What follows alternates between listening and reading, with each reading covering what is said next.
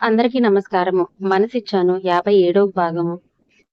ఇంకా ఎంతసేపు రెడీ అవుతావే? పెళ్లి చూపులకేం వెళ్ళటం లేదు. ఓ ఇదిగో రెడీ అవటానికి అని మాట్లాడుతూ బెడ్రూమ్‌లోకి వచ్చిన ధృతికి సింపుల్‌గా రెడీ అయిన నందు అద్దం ముందు కూర్చొని చేతులు నలుపుకుంటూ కనిపించింది. ధృతి కళ్ళు చిన్నవి చేసి ఆమె వైపు చూస్తూ ఏమైంది? అని కంగారుగా ఆమె దగ్గరకు నడిచింది. ధృతి వాయిస్‌కి కళ్ళు పైకెత్తి మిర్రర్‌లో నుంచి ధృతిని చూసింది. నందు ఎందుకో ఆమె టెన్షన్ పడుతున్నట్లు ఆమె మొహంపై చెమటలు పట్టాయి. వెనుక నుంచి నందు భుజంపై చేయి వేసి ఏమైంది? ఎందుకింత టెన్షన్ పడుతున్నావు? అని అయోమయంగా అడిగింది ధృతి. ఏమో తెలీదే. ఏదో తెలియని ఫీలింగ్. లోపల చాలా భయంగా ఉంది. ఒకవేళ ఆడపిల్లని ముందు నేను బయటపడి చెప్పేస్తే అతను నన్ను ఏమనుకుంటాడో, అతను ఎలాంటి అభిప్రాయం నాపై ఉంటుందో అని నాకు చాలా భయంగా ఉంది అని భయపడుతూ అంది నందు. అదేంటి? ఏమోనే నాకే అర్థం కావటం లేదు. ఆడపిల్లని, అందులోనూ ఒక అబ్బాయిని, అబ్బాయి కంటే ముందే నేనే నిన్ను ప్రేమిస్తున్నానని చెప్తే అతను నా గురించి ఏం ఫీల్ అవుతాడు అని భయమేస్తుంది అని తన కంగారుని దాచుకుంటూ అంది నందు. నందు ఫీలింగ్స్ అర్థం చేసుకున్న ధృతి కాసేపు ఆలోచించి పిచ్చి మొహమా, ఇప్పుడు నువ్వు ఏం చేస్తున్నావని అంత భయపడతావు? నువ్వు తప్పు ఏం చేయట్లేదు కదా! నీకు తను నచ్చాడు. ఆ విషయం తనకి చెప్తున్నావు. తనకిష్టమైతే ఓకే అంటాడు. లేదు అంటావా? లైట్ తీసుకో. అంతే కదా! దానిలో ఏముంది? అని చెప్పింది ధృతి. ఏంటే నువ్వు కూడా అలాగే మాట్లాడుతున్నావు? అమ్మాయిలు ఒక అబ్బాయిని ప్రేమిస్తున్నాను అని ఇంత బాహాటంగా ముందే చెప్పేస్తే అందరూ విచిత్రంగా చూస్తారే. అమ్మాయికి ఎన్ని ఇష్టాలు ఉన్నా, కోరికలు ఉన్నా అన్నీ లోపల చంపేసుకోవాలి కదా! ఒకవేళ అలా కాకుండా అన్నీ బయటకు చెప్పేస్తే కొత్త కొత్త పేర్లన్నీ పెట్టేస్తుంది ఈ సమాజం. కనీసం భయపడాలి కదా ఈ పిచ్చి సమాజాన్ని చూసి అని నిట్టూర్చింది నందు. ధృతి చిన్నగా నవ్వేసి, నువ్వే అన్నావు కదా పిచ్చి సమాజం అని. ఈ పిచ్చి సమాజం కోసం నీ శుద్ధిని నువ్వు దూరం చేసుకుంటావా? ఇదేం పెద్ద తప్పేం కాదే. అదే ఒక అబ్బాయి అమ్మాయిని ఇష్టపడితే నేను నిన్ను ఇష్టపడుతున్నాను, ప్రేమిస్తున్నాను అని చెప్తాడు కానీ, అతనికి కలగని ఫీలింగ్ ఉంది నీకు కలిగింది. అలాంటప్పుడు చెప్పడానికి నీకు భయమెందుకు? ఇదేం పెద్ద తప్పు కాదు, నేరము కాదు. నువ్వు ఇంత భయపడిపోవటానికి. అయినా నువ్వు చాలా ధైర్యవంతురాలివి అనుకున్నాను. ఇలాంటి చిన్న చిన్న విషయాలకి ఇంత కృంగిపోయి ఇంత భయపడిపోతావని అస్సలు ఎక్స్‌పెక్ట్ చేయలేదు అని నిట్టూర్చింది ధృతి. నీకేం బాబు! ఒట్టు నిల్చొని ఎన్ని మాటలైనా చెప్తావు. ఇక్కడ నా సిట్యుయేషన్ ఏంటో నాకే తెలుస్తుంది అంది బొంగుమూతి పెట్టుకొని నందు. అబ్బా! ఇలాంటి వాటికి అన్నిటికీ బ్రెయిన్ వేజా ఫ్రై చేసుకోకుండా నీ వెనుక నేనున్నాను కదా! పద వెళ్ళి అతనితో మాట్లాడదాము. అతను అవును అంటే సేఫ్‌గా బతికిపోతాడు. అదే నో చెప్పడనుకో వాడిని పిచ్చి పిచ్చిగా కృంగి నీకు పిచ్చి సమాజాన్ని, ఈ సమాజం కోసం నీ సిద్ధిని నువ్వు దూరం చేసుకుంటావా? నీకు కట్టబెట్టే పని నాది. మై హూనా డోంట్ వర్రీ అని హస్తం చూపిస్తూ నందుకి ధైర్యం చెప్పింది ధృతి. ధృతిని ఆ పోజులో చూసిన నందు కిలకిలా నవ్వేసింది. సరే సరే లేట్ అవుతుంది త్వరగా రెడీ అవ్వు అని చెప్పింది ధృతి. ఇంకేంటి రెడీ అయ్యేది? నేను ఆల్రెడీ రెడీ అయ్యాను. కాకపోతే బయటకి రావటానికి ధైర్యం సరిపోక ఇక్కడే కూర్చున్నాను అని అంది నందు. సరే సరే అయితే పద వెళ్దాము అని ఇద్దరు కూడా యూనివర్సిటీకి బయలుదేరారు. మొత్తానికి పిల్లల్ని కనకుండానే తల్లివయ్యావన్నమాట అని వెటకారంగా అన్నాడు అతను. ఆ అయ్యానులే అని విసుగ్గా అంది వసు. ఎందుకంత విసుగు? కష్టపడి సంపాదించకుండానే కోట్ల ఆస్తికి వారసురాలయ్యావు. ఈ కోట్లకు మహారాణివయ్యావు. ఒళ్ళు కరిగించుకుంటూ కొడుకుని కన్నావు. ఇంకా ఎందుకు ఈ విసుగు, చిరాకు అని ఆమె గడ్డం పట్టి అడిగాడు అతను. నీకు తెలియనిదేముంది? ఆ ముసలోడు చస్తూ చస్తూ పేపర్స్ ఎక్కడ పెట్టాడో చెప్పి చావలేదు అని కోపంగా అంది వసు. ఆమె నున్నటి భుజం పైన తన చేత్తో రాస్తూ, ఇప్పుడు వాళ్ళ ఆస్తి పేపర్ ఇవ్వకపోతే ఏంటి? వీటన్నిటికీ మిగిలిన ఏకైక మహారాణి నువ్వే కదా! అని అన్నాడు అతను. ఇందుకే నిన్ను బుర్ర తక్కువ వాడిని నేను ఫీలయ్యేది అనగానే అతను మొహం చిన్నబుచ్చుకున్నాడు. ఆస్తి మన చేతుల్లో ఉండటం వేరు, ఇలా ఊరికే అనుభవించటం వేరు. అయినా ఈ ఆస్తంతా నా సొంతం అవుతుందనే కదా నాకు తెలివితేటలు అన్నీ ఉపయోగించి ఇంతలా కష్టపడిపోతున్నాను. ఇదంతా రేపు ఆ పిల్ల బచ్చగాడికి ఇవ్వాలి అంటే నేను ఇంకా బ్రతికి ఉండటం కూడా దండగే అని అంది విసుగ్గా. అయితే ఇప్పుడేమంటావ్? ఆ పేపర్స్ నీకు కనిపిస్తే ఆస్తి మొత్తం నీ పేరు మీదకి ట్రాన్స్‌ఫర్ చేయించుకుంటాను అంటావ్. అంతే గదా! అంతే కదా! అని అంత సింపుల్‌గా అంటావేంటి? రేపు వాడు మేజర్ అయితే వాడికి పుట్టిన కొడుకు వీడే కాబట్టి ఆస్తి మొత్తం చచ్చినట్టు వాడికే వెళ్తుంది. ఆ పేపర్స్ కూడా ఎక్కడ కనిపించటం లేదు అని తెలిస్తే మొదటికే మోసం వస్తుంది. అందుకే కదా వాడిని అంత అపురూపంగా సాకుతున్నాను. రేపు నాకు ఎదురు తిరగకుండా వాళ్ళ నాన్న ఇచ్చిన పేపర్స్ ని వాడికి చూపించినా కానీ మారు మాట్లాడకుండా ఉండేలాగా చేస్తున్నాను అని అంటున్న ఆమెను గట్టిగా హత్తుకుంటూ, ఏమైనా నీ బుర్రే బుర్ర బస్. కాలేజీలో నన్ను ప్రేమించావు.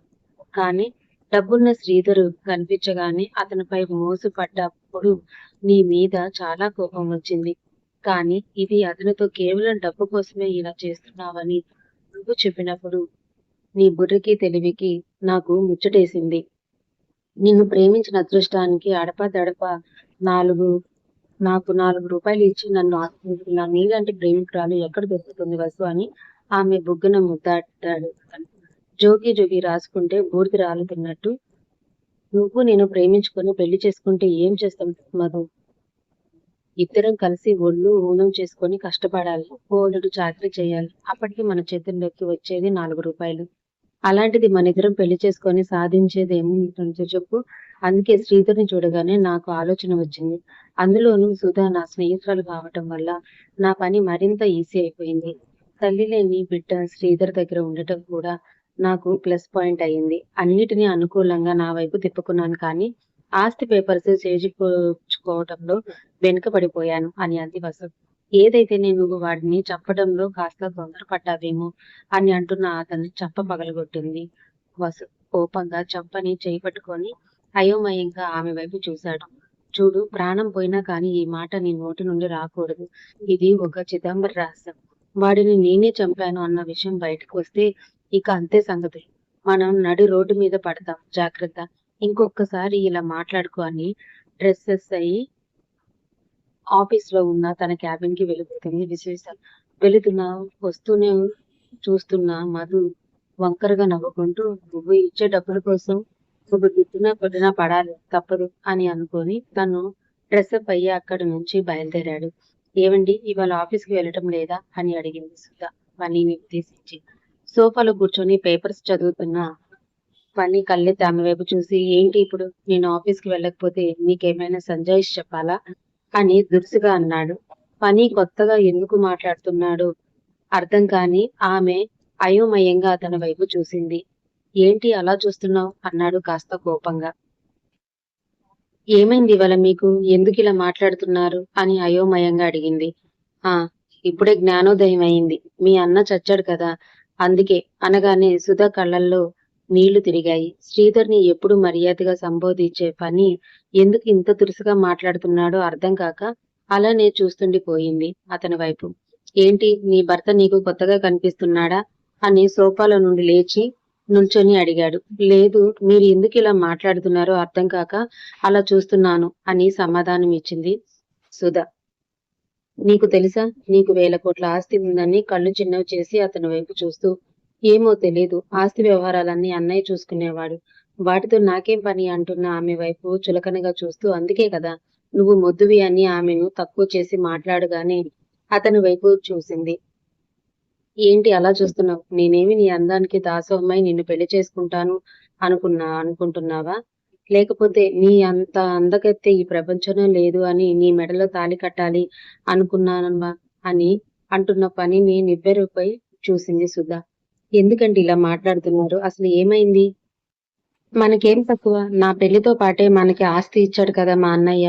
ఆ ఇచ్చాడులే, కొండంత ఆస్తి మీ అన్నయ్య ఉంచుకొని ఆ కొండలో చిన్న రాయిని నా చేతిలో పెట్టాడు. అదేంటండి అలా అంటారు? ఇంకెలా అంటారు? అయినా ఆడపల్లికి కూడా ఆస్తిలో వాటా ఉంటుంది. ఎప్పటికైనా ఆస్తిలో సగం వాటా నీకు కూడా రావాలి. అందులో ఎలాంటి మార్పు లేదు. అది నువ్వేం చేస్తావో ఏమో నాకు తెలీదు. మీ వదిన నీ కాకా పట్టిన ఆస్తిలో సగం మనకు రాయించు అని అన్నాడు పని. చీచి, అయినా మనకేం తక్కువ అని పుట్టింటి దగ్గర చేయి చాచడానికి? మీరు బిజినెస్ చేస్తున్నారు, కష్టపడి పని చేస్తున్నారు, కాస్త కూస్తో మా అన్నయ్య ఇచ్చిన ఆస్తి బిజినెస్ ని బంగారంలాగా చూసుకుంటున్నారు. మనకేమన్నా ఆదాయం తక్కువ? వెళ్ళి వాళ్ళ ఇంటి ముందు దేహి అని చేతులు చాచడానికి అనగానే మొట్టమొదటిసారిగా సుధా చెంప పగిలింది అతని చేతిలో. పెళ్ళై ఎన్ని సంవత్సరాలైనా కానీ ఏనాడు మాట తూలి అని అతను మొట్టమొదటిసారి ఆమెపై చేయి చేసుకోగానే ఆమె అదిరిపడింది అతని ప్రవర్తనకి. కానీ మాటలు మెరిసి చాలా కొత్తగా కనిపిస్తున్నాడు. పెళ్లికి ముందు పెళ్ళైన దగ్గర నుంచి అతన్ని ఎంత అపురూపంగా చూసుకున్నాడు ఆమెని. సుధకు మాత్రమే తెలుసు. అలాంటి మనిషి ఇవాళ తనని తిడుతూ ఆస్తి కోసం ఇలా కొట్టాడు అంటే తను నమ్మలేకపోతుంది. కన్నీళ్లతో అతని వైపు చూస్తూ "ఏమైందండి మీకు? ఎందుకిలా బిహేవ్ చేస్తున్నారు?" అని అడిగింది ధైర్యం చేసి. ఆమె జుట్టు పట్టి పైకి లేపి "ఇన్నాళ్ళు మీ అన్నను చూసే నోరు మూసుకొని ఉన్నాను. అంతేగాని నీకోసం కాదు, నీ మీద ప్రేమతో కాదు" అనగానే ఆమె గుండె పగిలిపోయింది. "అంటే మీరు నన్ను ఆస్తి కోసం మాత్రమే పెళ్లి చేసుకున్నారా? ఇన్నాళ్ళు మీరు చూపించిన ప్రేమ, అభిమానం, ఆప్యాయత అంతా అబద్ధమేనా?" అని అడుగుతున్న ఆమె గొంతు వణికింది. అతడు కాదు అని చెప్తే బాగుండదు అని ఆమె మనసు కోరుకుంటున్నా కానీ పని మాత్రం నిష్కరంగా ఎర్రబడిన కళ్ళతో ఆమెను చూస్తూ "నేను నిన్ను పెళ్లి చేసుకుంటే ఆస్తి కోసం" అనగానే ఆమెకు అగ్నిపర్వతం పేలినంత శబ్దం ఆమె చెవుల్లో మారుమోగింది. "ఏంటి మీరు అనేది?" అని మాట్లాడలేక నోటికి 2 చేతులు అడ్డుపెట్టుకొని కన్నీళ్లు నిండిన కళ్ళతో అతని వైపు చూసింది. "నిజమే, నిన్ను పెళ్లి చేసుకుందే నీ ఆస్తి కోసం. కానీ మీ అన్న పోతూ పోతూ కనీసం నీకు చిల్లి గవ్వ కూడా ఇవ్వకుండా వెళ్ళిపోయాడు. ఇప్పుడు పెత్తనం అంతా మీ వదినదే కదా! నేను ఎలాగో ఇంటల్లుణ్ణి కాబట్టి ఆమె దగ్గరకు వెళ్లి దేహాన్ని చాచలేను. అందుకే నీకు చెప్తున్నాను. ఉన్న దాంట్లో సగం నీ పేరు మీదకి రావాలి. అలా రాని పక్షంలో నిన్నేం చేస్తానో నాకే తెలీదు" అని ఆమె ముందు నిలవక అక్కడి నుండి బయటికి వెళ్ళిపోయాడు. ఆమెకి అంతా అయోమయంగా తోచింది. ఇన్నాళ్ళు ఎంత ప్రేమగా చూసుకున్న భర్తనే ఇలా మారిపోయింది అని, ఇతనిలో ఇంత విషం దాగుందా? ఇది నేను ఎందుకు తెలుసుకోలేకపోయాను? నాపై ప్రేమ నన్ను ఇంతలా మోసం చేసిందా? అని గోడకు జారి నిలబడింది. కింద కూర్చొని మోకాళ్ళతో తల దాచుకొని వెక్కి వెక్కి ఏడ్చింది. "సుధా, నీకెందుకు నేను చెప్పేది అర్థం కావటం లేదు. నాకు తెలుసు మా బిజినెస్ లో బోలెడన్ని షేర్స్ మీకు కూడా ఉన్నాయి. కానీ దానికి సంబంధించినవేవీ కూడా ఆయన క్లియర్ గా నాకు ఎక్స్‌ప్లెయిన్ చేయలేదు. మీకు తెలుసు కదా! ఆయన చనిపోవటం ఇదంతా సడెన్ గా జరిగిపోయింది అని. ఇంతవరకు బయటకు రాని నేను కేవలం ఈ బిజినెస్ కోసం మాత్రమే వేలాది కార్మికుల బ్రతుకులు రోడ్డు మీద పడతాయని ఎప్పుడు బయటికి రాని నేను, కనీసం ఎండ వెలుగు కూడా చూడని నేను ఇంటి గడప దాటి బయటికి వచ్చాను. అది ఎందుకో మీకు తెలీదా? Yes madam. మీరేం చెప్తున్నారో మాకు అర్థమవుతుంది. కానీ మేము ఇక్కడ ఎలాంటి నమ్మకం లేకుండా మా షేర్స్ ని భద్రంగా ఉంటాయో తెలియక మేము ఎన్నిసార్లు మిమ్మల్ని క్వశ్చన్ చేస్తున్నాము తప్పితే మీరంటే మాకు నమ్మకం లేక కాదు. శ్రీధర్ గారంటే గౌరవం లేక కాదు. మీరు చెప్పేది నాకు అర్థమవుతుంది సార్. కానీ ఒకసారి నా సిట్యుయేషన్ ని కూడా అర్థం చేసుకోండి. ఒంటరి ఆడదాన్ని ఇంత బిజినెస్ ని రన్ చేయాలి. ఎన్ని వ్యవహారాలు చూసుకోవాలి. నాకు కాస్త టైం ఇవ్వండి. మీ షేర్స్ కి వచ్చిన ఇబ్బంది ఏమీ లేదు. ఇది నా హామీ. ఒకవేళ మీకు అంతా అపనమ్మకంగా ఉంటే నేను హామీ సంతకం చేసి కొన్ని బాండ్ పేపర్స్ మీకిస్తాను అని అంది వసు. No madam. అసలు మీ పేరు మీద ఏముందో లేదో తెలియకుండా మీ పేరు మీద షూరిటీ ఎలా తీసుకుంటాము మేము అనగానే వసుకి చిర్రెత్తుకొచ్చింది. కానీ ఇది ఆవేశపడే టైం కాదు అని తనను తాను తమాయించుకొని ఓకే సార్. మీరు నాకు కాస్త టైం ఇవ్వండి. మీ షేర్స్ వాల్యూ ఎంతో వాటికి వాల్యూ కట్టేసి ఇచ్చేస్తాను అని అంది వసు. అయ్యయ్యో! అని అడగటం మర్చిపోయాను మేడం. బట్ మా షేర్స్ ఎంత ఉన్నాయో వాటికి ఇప్పటికి ప్రాపర్టీ వాల్యూ ఎంతో మాకు ఒక అవగాహన ఉండాలి కదా! మేము శ్రీధర్‌ని నమ్మి అంతా ఆయన మీద భారం వదిలేసి తేలిగ్గా ఉన్నాం. కానీ ఆయన ఇలా అర్ధాంతరంగా చనిపోతాడని మేము ఊహించలేదు కదా! అందుకే కాస్త భయంగా ఉంది అని అంటున్న షేర్ హోల్డర్స్‌ని చూస్తూ సరే. నేను నా ప్రయత్నం నేను చేస్తాను అని అప్పటికి కాస్త టైం ఇవ్వాలి అని అక్కడి నుంచి పంపించేసింది వాళ్ళని. వాళ్ళు తన క్యాబిన్ నుండి బయటకు వెళ్ళగానే అసహనంగా క్యాబిన్‌లోను తిరుగుతూ నేను ఇన్నాళ్ళు ఇంత ఆలోచన రహితంగా ఎలా ఉన్నాను? కనీసం వాడు వేసే ముందు అయినా ఆస్తి పేపర్స్ ఎక్కడున్నాయో కనిపెట్టి చంపేయాల్సింది. అలా జరగకుండా ఇలా జరిగింది. అంటే ఖచ్చితంగా నా వెనక దరిద్రం ఏదో పట్టుకుంటుంది అని తల పట్టుకుంది వసు.